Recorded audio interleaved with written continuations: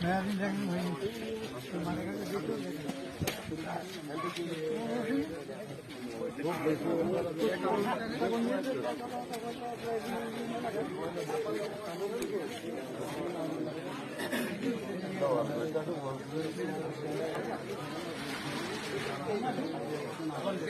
সকলের প্রতি সালাম, আসসালামু আলাইকুম ওয়া রাহমাতুল্লাহ। মহান আল্লাহ সুবহানাহু ওয়া তাআলার দরবারে মস্ত কবরকে চিত্রে শুকরিয়া আদায় করছি যে আল্লাহ সুবহানাহু ওয়া তাআলা তার ফরজ বিধান আদায় করার পরে তার একজন মাইয়াতকে বিদায় দেওয়ার উদ্দেশ্যে আমাদেরকে আসার সুযোগ দান করেছে। সকলে আলহামদুলিল্লাহ।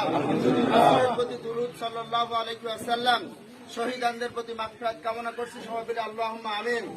সম্মানিত উপস্থিতি, আবহাওয়া খারাপ, কথা কম বলতে হবে, যে কোনো সময় বৃষ্টি হতে পারে। এজন্য এতটুকুই বলে আমরা শেষ করবো এবং সাথে দু একজন মেহমান আছেন তাদের কাছ থেকে কথা শুনবো। আসলে আজকে যে ব্যক্তি দোয়া করার জন্য আমরা এসেছি তার ব্যাপারে নসিহত করার মতো কোনো কিছু নাই। উপদেশ তার কাছ থেকে নিতে হবে আমাদেরকে। আমরা এরকম জীবনে বহু জানাজা পড়েছি, কিন্তু এই জানাজা আমাদের কোনো শিক্ষা দিতে পারে নাই। আজকে যে ব্যক্তিকে আমরা দেখছি, এই ব্যক্তি আমাদের গ্রামের বাসিন্দা ছিল। অল্প কিছুদিন হলো তিনি গঙ্গানন্দপুরে চলে গেছেন। মানুষটা আমাদের দেখা দৃষ্টিতে অনেক ভালো ছিল, কারোর সাথে ঝঞ্ঝাট গন্ডগোলে আমি কখনো জড়াতে দেখি নাই সচরাচর। স্বাভাবিকভাবে আমরা যারা দাঁড়িয়ে আছি আজকে, আমাদের মৃত্যু হওয়ার পরে আমাদের জানাজা এভাবে দাঁড়িয়ে মানুষ সাক্ষ্য দিতে পারবে কি?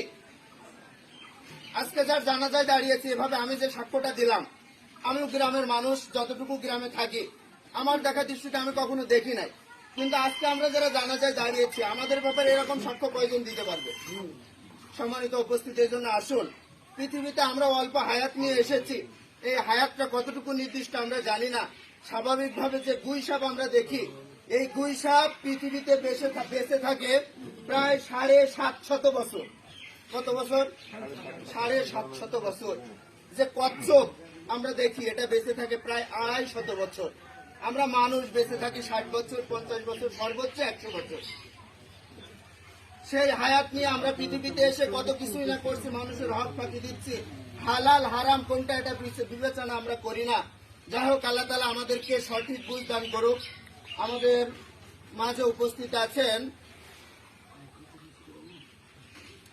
আমাদের রহমান ভাই, আব্দুর রহমান ভাই, যে মসজিদের বর্তমান মুসাল্লি ছিলেন, সেই মসজিদের সম্মানিত ইমাম সাহেব আমাদের মাঝে উপস্থিত আছেন।